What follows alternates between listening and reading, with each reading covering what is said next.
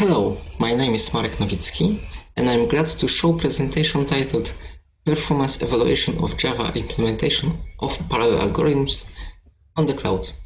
The presentation is for the second international workshop on parallel programming models in high-performance cloud that is held in conjunction with ParaMo'2020 conference. Let's begin. The aim of the presented work is to check the possibility to run Java PCJ applications on the cloud. Next, to measure the performance of selected applications on the cloud, and then compare the performance with the state-of-the-art HPC system. But what is the PCJ? PCJ is the open-source Java library for high-performance parallel computing. It provides a way for writing applications that utilize both multiple cores of a node and multiple nodes of a cluster.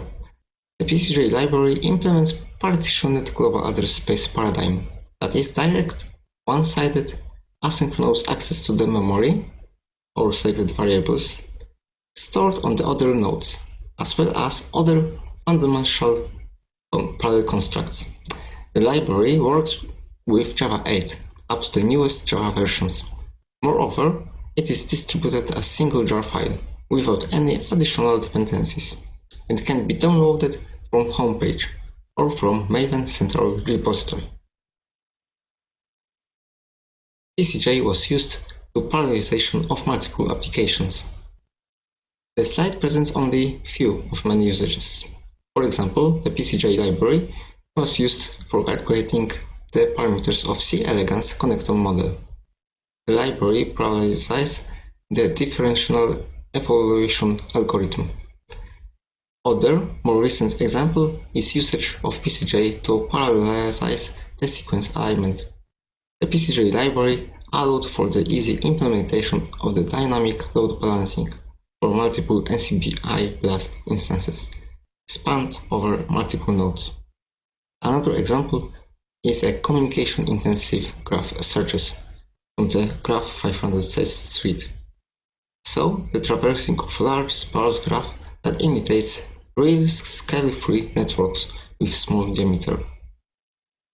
Now let's go to the work results. We have used Amazon Web Services Elastic Compute Cloud instances.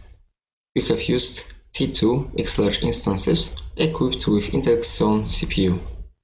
Each instance consists of 4 virtual CPUs and 16 GB of RAM.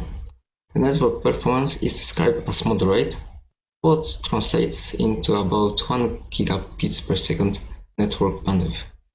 We have also used A1 X-Large instance equipped with AWS Graviton processor. Each instance consists of 4 virtual CPUs and 8 GB of RAM. The network bandwidth is up to 10 gigabits per second. The next two AWS EC2 instance types are A1 for X-Large and A1 Metal. Both instances are almost identical to A1 X-Large instance type, but each instance consists of 16 virtual CPUs or 16 CPUs in bare metal type, where the physical cores are directly used, and 32 GB of RAM. Processor clock frequency for Intel and ARM processors is the same, 2.3 GHz. The instances operating system for all instances is also the same, Amazon Linux 2, with additionally installed OpenJDK runtime environment Corretto 11 as a Java virtual machine implementation. As a reference, we have used the Cray XC40 system located at ICM, University of Warsaw, in Poland. The computing nodes are homogeneous. Each node is equipped with two 12-core Intel Xeon processors with processor clock at 2.6 GHz with available hybrid threading, 2 threads per core, and 128 GB of RAM. Ray-Aries interconnect is used for communication, which network bandwidth is about 10 gigabits per second. The operating system on the node was SUSE Linux Enterprise Server 12. The Oracle Java 1.8 implementation of the Java virtual machine was used. All systems used the PCJ library in version 5.08 for parallel execution. The source code was compiled into bytecode on the local machine, and the compiled version was transferred to computing systems. The applications were run on the system without any modification. Hidden text decryption is an example of CPU-intensive, trivially parallel problem which can be solved in different ways. The DES encryption can be decrypted using a brute force algorithm. Therefore, we have used implementation based on the analysis of all possible encryption keys.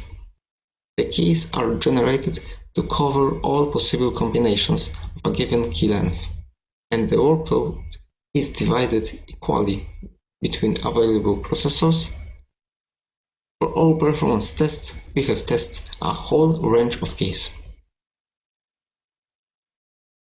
We have tested different implementations.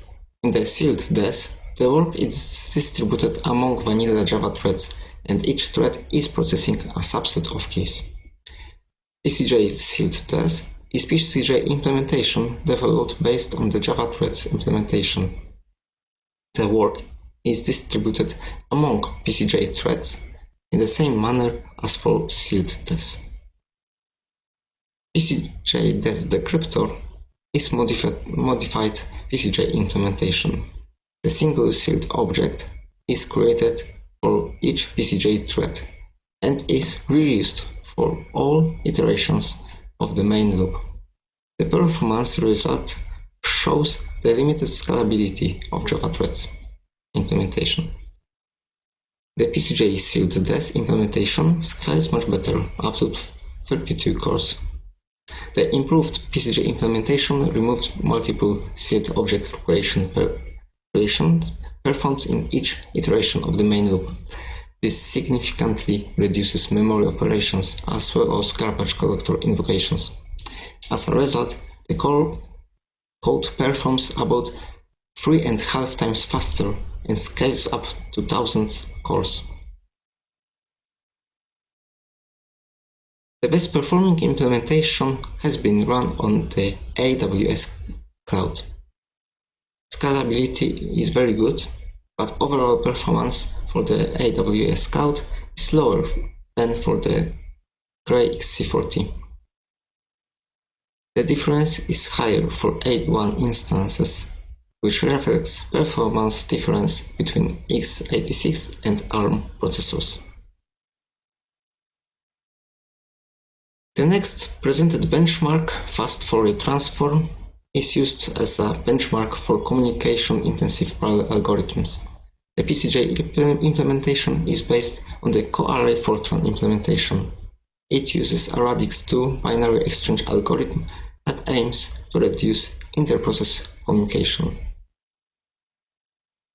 The PCJ implementation of FFT has been run on a Cray XC40 system and AWS cloud using a different number of threads.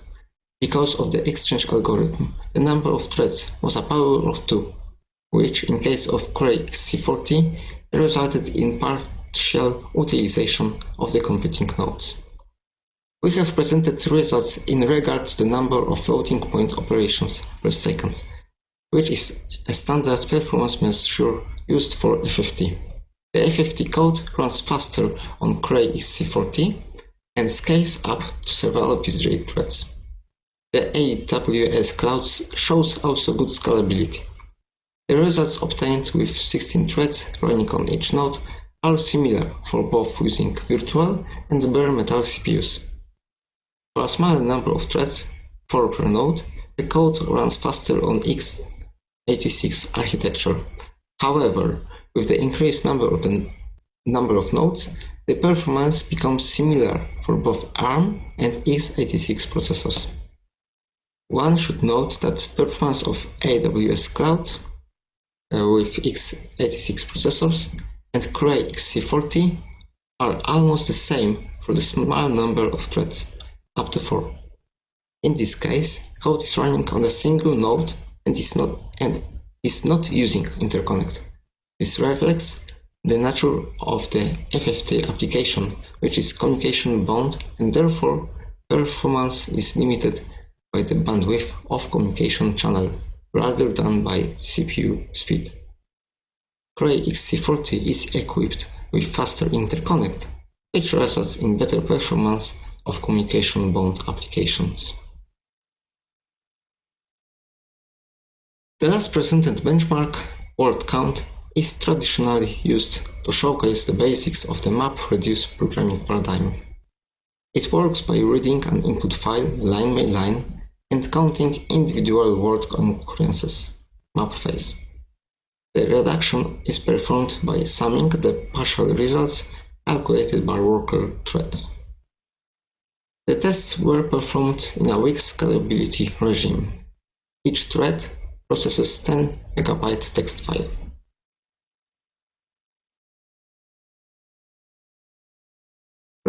Results presented in the figure show similar scalability for the code run on both Intel and ARM processors. Once more, the code executed on the Cray XC40 runs at least 2 times faster compared to the AWS cloud. Let's conclude the talk. The presented results show the feasibility of Java language to implement parallel applications running on the AWS cloud. The performance results compared to the state-of-the-art HPC system are good.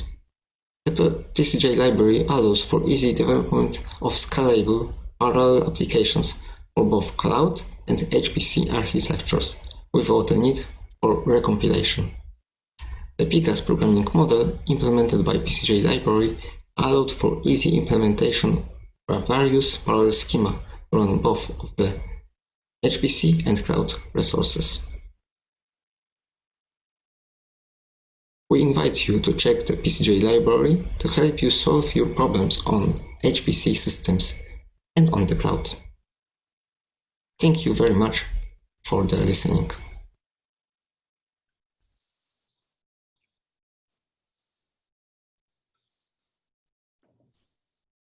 Thank you, Marek.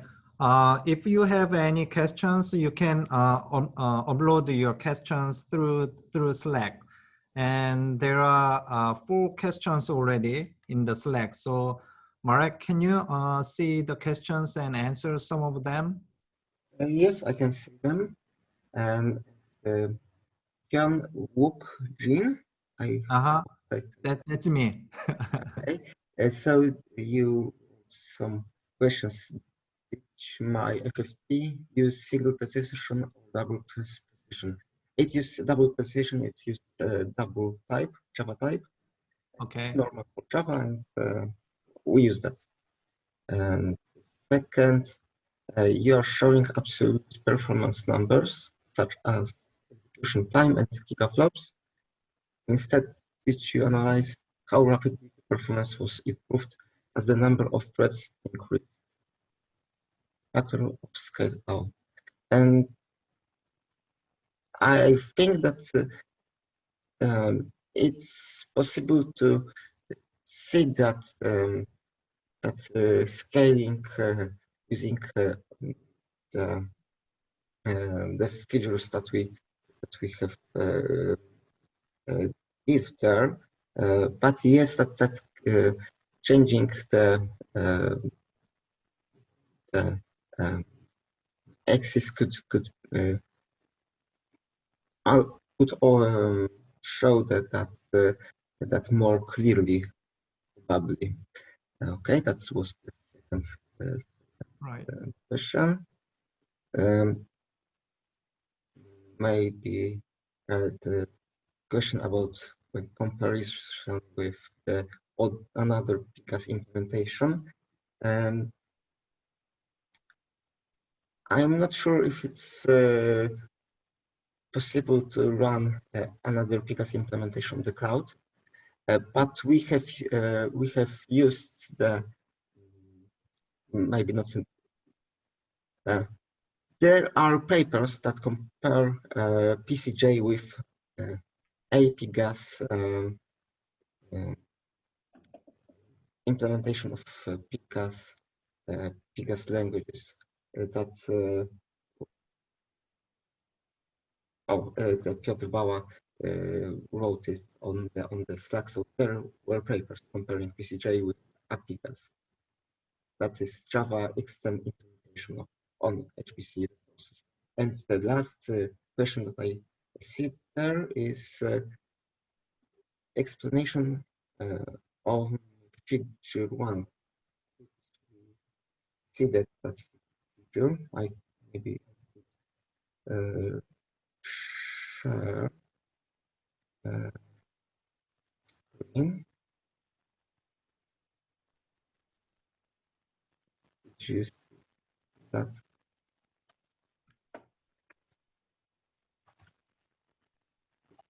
Did you see that my screen? Yes, it's visible. Okay. Cost performance issues. Marek, Yeah. this is Eng. Hi.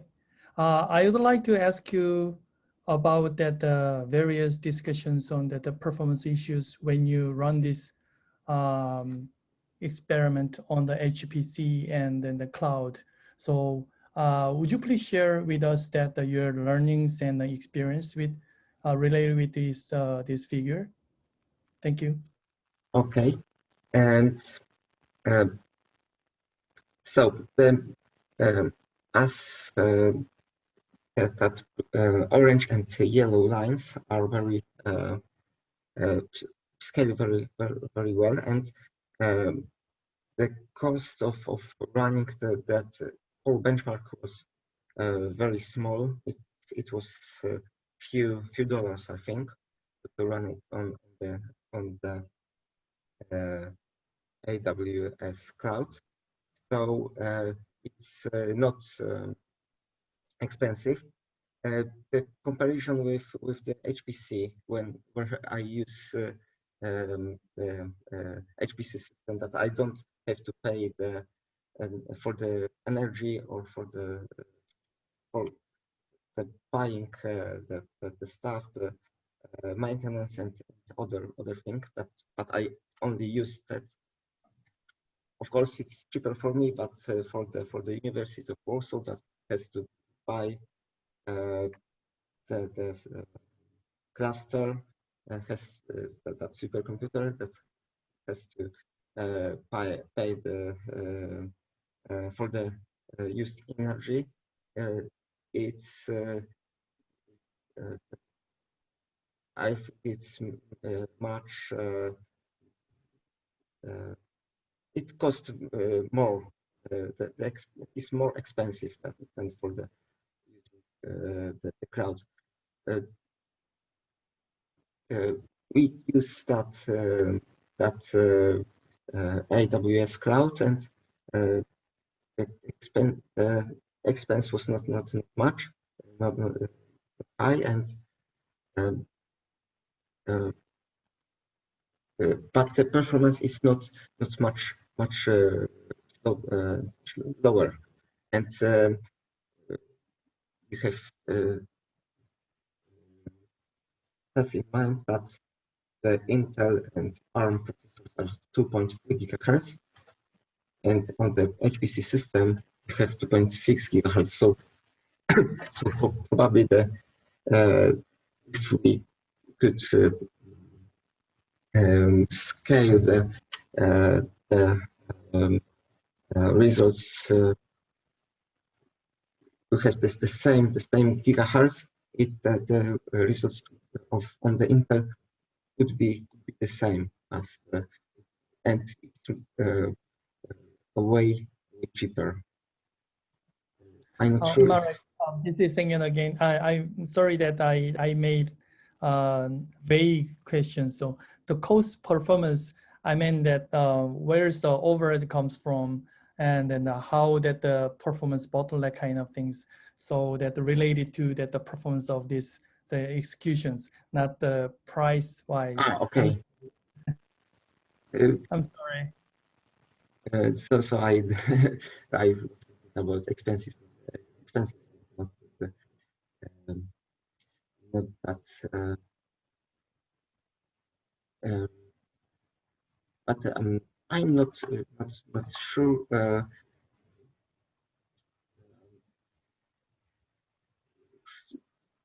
Could you explain the question once more, because I'm not sure if I'm.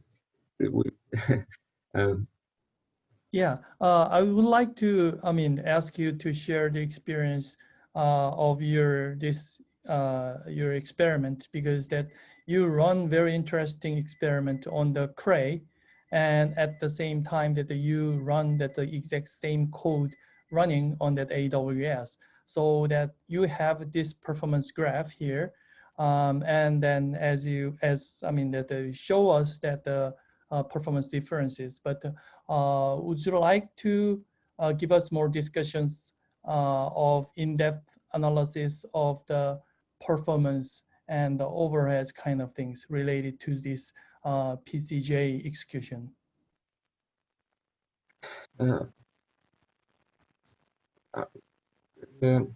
You mean that differences on HPC and cloud on the overhead? Yes. Okay, so this description is very easy benchmark that I must not use any network only for starting the job, and it's trivially parallel. So there's almost no overhead. Only the setup of the cloud of the instances of the nodes, but it takes about 5, maybe 10 minutes to do everything. If there are scripts that I have prepared, it takes about 1 minute to set up everything for both the cloud and for the HPC. For if I get the right number of instances of the cloud, I can run it immediately. On the HPC system, I have to wait in the queue, but Slarm queue for the jobs, but it's normal. It's, maybe the overhead of HPC wait for the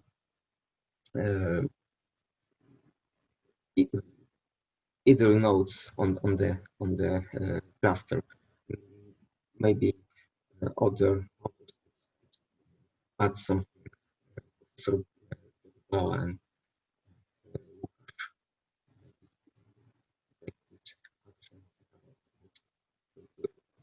answer the question. Thank you. Okay, we can discuss more detailed things through the Slack.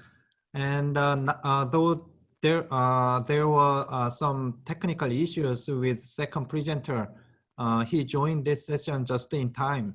So now let's move on to the second presentation by Dr. Loïc Cudennec from CEA, France.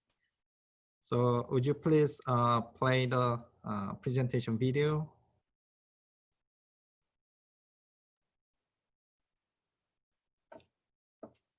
Thank you for watching this presentation. My name is Loïc Cudennec from DGAMI, the French Department of Defense, and this work has been done in collaboration with Kods Trabelsi from CEA, the French Department of Energy, and there are some fundings from European project M2DC on microserver architectures. In this work, we are reporting on the experiments we have conducted using a software distributed shared memory, MPI on ZeroMQ, in the context of deploying an application over distributed heterogeneous computing resources. Power consumption is now a major constraint alongside computing performance. It is obvious for embedded systems, but we can see that in HPC it's important too. For example, if we consider the green 500 list, now there are many machines in which the power consumption is taken into account. So in order to achieve this, we cannot only rely on regular processing units such as CPU. Now there are many other processing units such as many core, GPU, FPGA, DPU for deep learning. All these processing elements are introduced for specific tasks and specific power consumption constraints. And this allows to find a trade-off between computing performance and power consumption. Heterogeneous hardware comes with different characteristics. There are specific programming interface for each type of processing element. For example, it is a different programming interface when you are programming a GPU than when you are programming an FPGA. These architectures also are distributed, which makes them difficult to program. And in that sense, one important effort that is actually made is to ease the programmability of such architectures, providing an abstraction of all these processing elements and provide mechanisms for task and shared data management. So in this context, one question is, what are the programming models that fit best to these complex architectures? The message passing programming model is very popular in HPC. It targets computing performance. However, the data management is exposed to the developer, which is quite difficult to implement in some cases. Another programming model is data flow workflow. It's quite popular in signal processing and embedded computing. It manages all communications at the runtime level. However, it requires to write the application using a specific language, which is not acceptable for some applications. Finally, the distributed shared memory provides a high-level abstraction of the distributed architectures. It is a convenient POSIX-like programming model, and there is a renewal of interest for distributed shared memory since the evolution of high-speed networks. Unfortunately, DSM systems have not been really used in HPC architectures because it is a common understanding that it offers poor performances compared to message passing. However, the recent developments in high-speed networks allows to provide efficient access to remote memories, remote accelerators. And what we can see on the table below is that a few years ago, some DSM systems started to compete with message passing systems. However, all this work have been conducted on homogeneous clusters, unlike this work where we tackled the problem of heterogeneous computing. Therefore, the question is now, how does DSM handle heterogeneity compared to message passing? In this work, we have implemented a distributed application using two message passing runtimes, namely OpenMPI and ZeroMQ, as well as a version and implementation on software distributed shared memory. We have deployed this application and its implementations over a distributed heterogeneous platform, and we report on performance and how the middlewares cope with heterogeneity. We use a parallel video processing application in which video frames are distributed onto a set of processing tasks, and we use the exact same code for the three implementations, OpenMPI, ZeroMQ, and S-DSM, except all data management that is specialized for the different communication runtimes. And we evaluate the three implementations using three video samples of different sizes, HD, UHD1, and UHD2. Our first implementation is using the MPI message passing. This is a classical master-worker communication scheme, and in this implementation, we don't use collective operation, we only rely on send-receive primitives. There are 3 implementations using MPI. This implementation starts with a naive implementation and up to a more complex involving multiple buffers. So using MPI, each run generates around 6,500 messages. The second implementation makes use of concurrency framework 0MQ.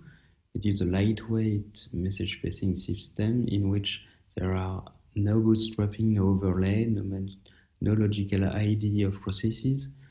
The communication primitives are based on patterns instead of direct messaging, which means that we rely on publish, subscribe, push, pull, and request, reply. Each run generates approximately 3,900 0MQ messages. The third implementation relies on software distributed shared memory.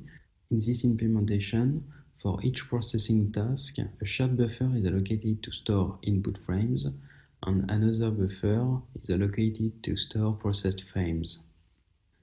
The communication backend of the S-DSM is OpenMPI, which means that the whole application, considering the video stream application and the S-DSM, is in fact a regular MPI application.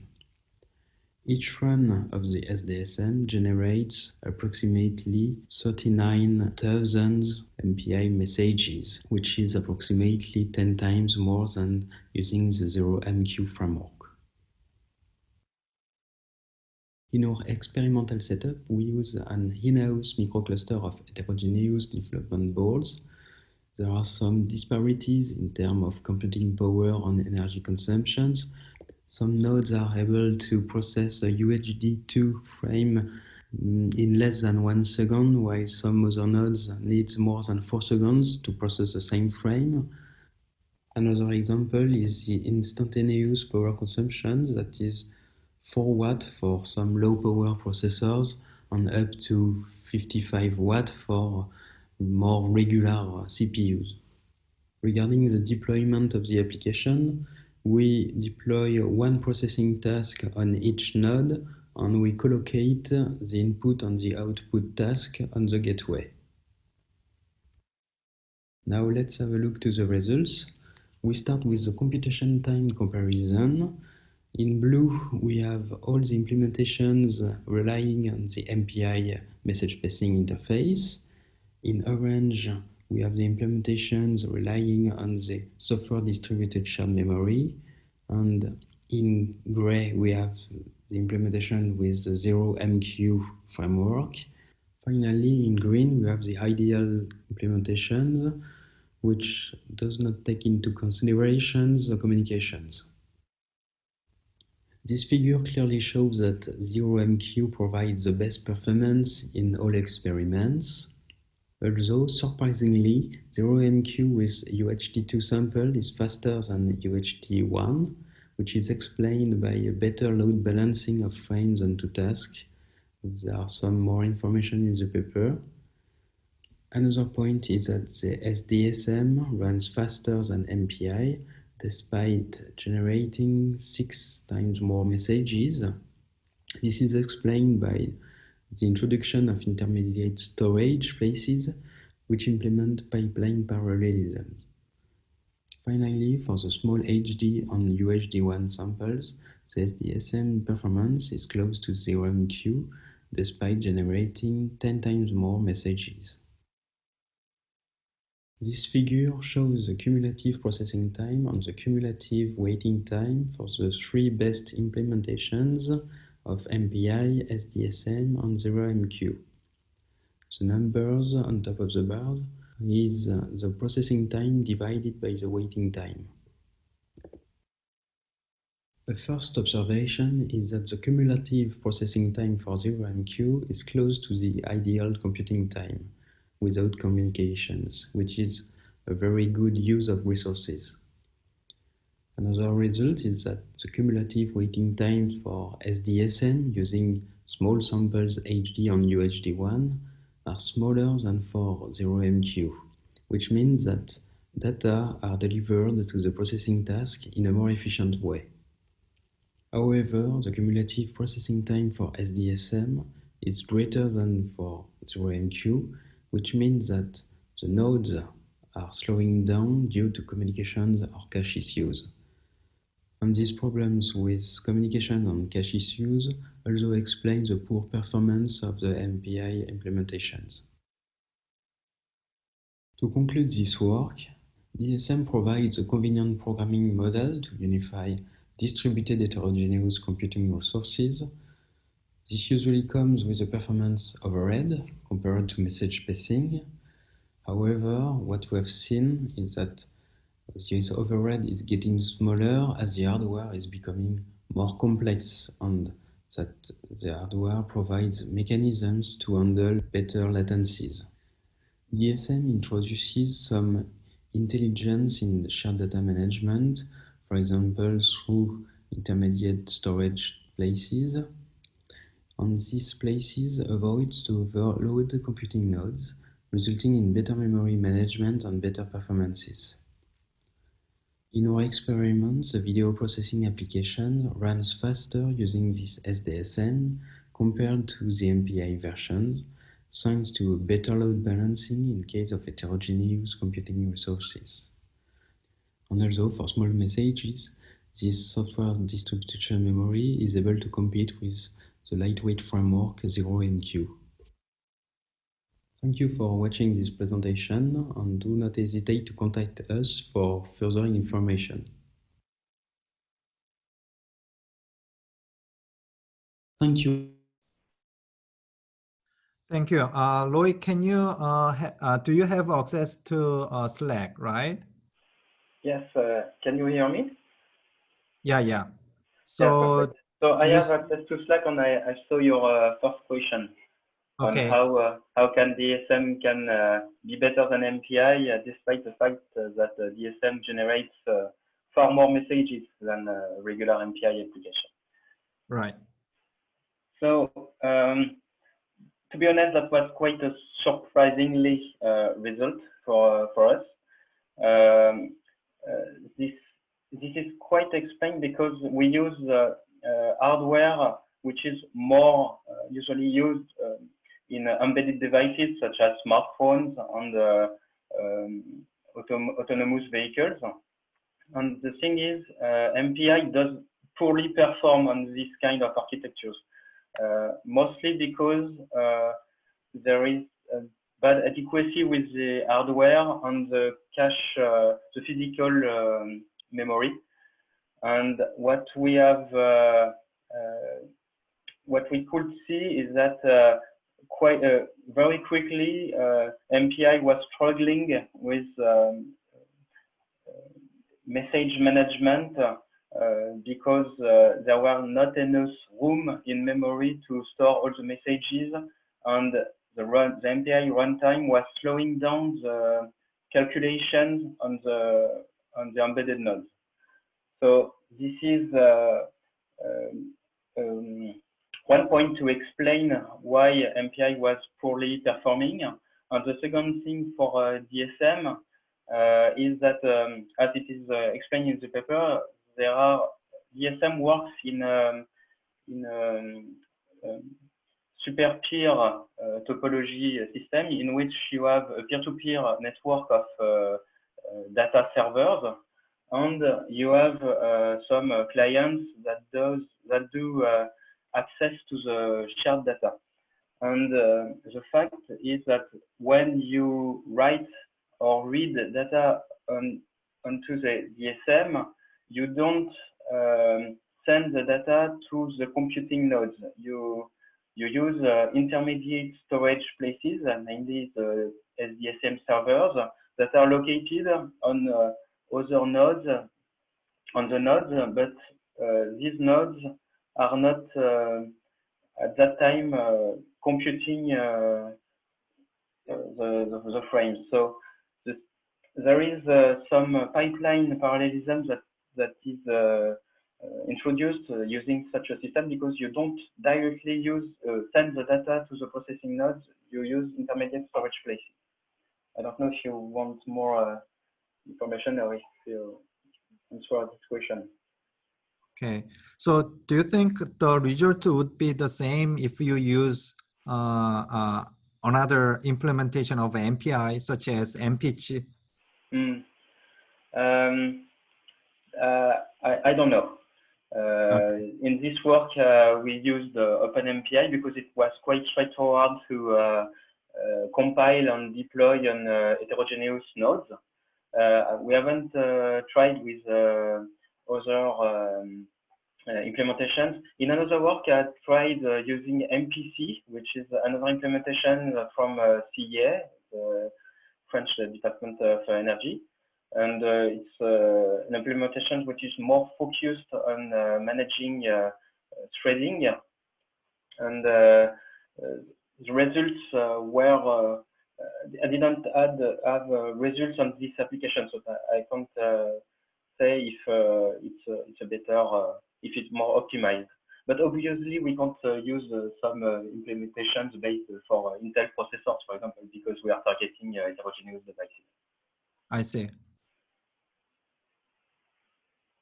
But maybe if we finally write the application using new primitives, new MPI primitives, for example, all collective operations, I'm pretty sure we can have better results, because the runtime will have more intelligence in the way the data is sent to the remote nodes. Yeah, I agree on that. So I have another question in the Slack. So would you please explain about that?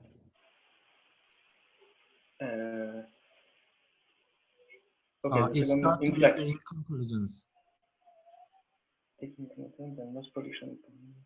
Is it a question from Piotr Bała? Oh no, that's not for me. That's for PCJ. Yeah, right? yeah. I have two questions, and you answered the first one, and the second question starts with, in conclusions, you mentioned hardware features, blah blah. You mentioned hardware features that can improve the performance of DSM. Yeah, sure. There's some work on high-speed on hardware for high-speed networks, and what we can see, for example, if I think that Milanox is doing some intelligent switch hardware in which you can find FPGAs, and what we are actually doing is trying to extend the software distributed shared memory up to accelerators such as FPGA.